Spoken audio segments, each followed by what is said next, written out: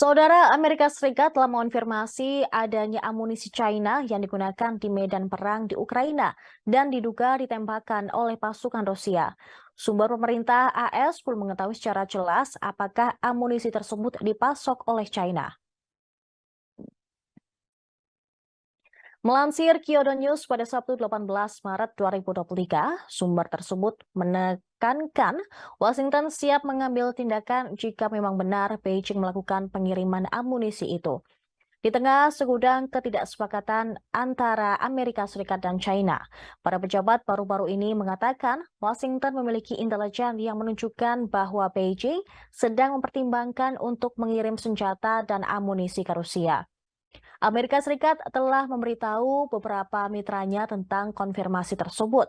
Konfirmasi itu datang ketika Presiden China Xi Jinping berencana melakukan perjalanan ke Moskow untuk kunjungan kenegaraan selama 3 hari mulai hari Senin bertemu dengan Presiden Rusia Vladimir Putin. Dalam perjalanan pertamanya ke Rusia sejak invasi ke Ukraina dimulai pada Februari tahun lalu, Xi Jinping secara luas diperkirakan akan menegaskan kembali hubungan dekatnya dengan Vladimir Putin.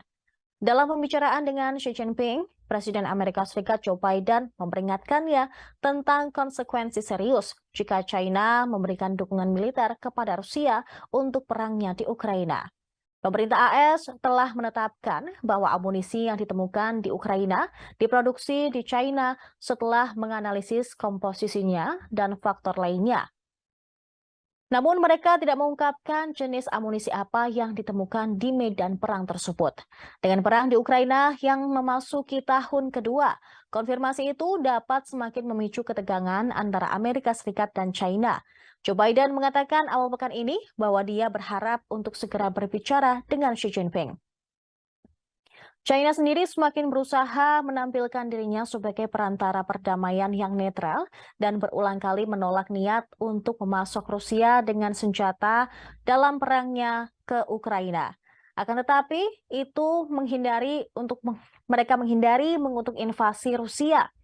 Saat pertempuran di Ukraina Timur meningkat, pejabat Barat mengatakan bahwa pasukan Rusia dan grup Wagner, yaitu pasukan tentara bayaran yang berjuang untuk Kremlin, telah berjuang dengan kekurangan peluru.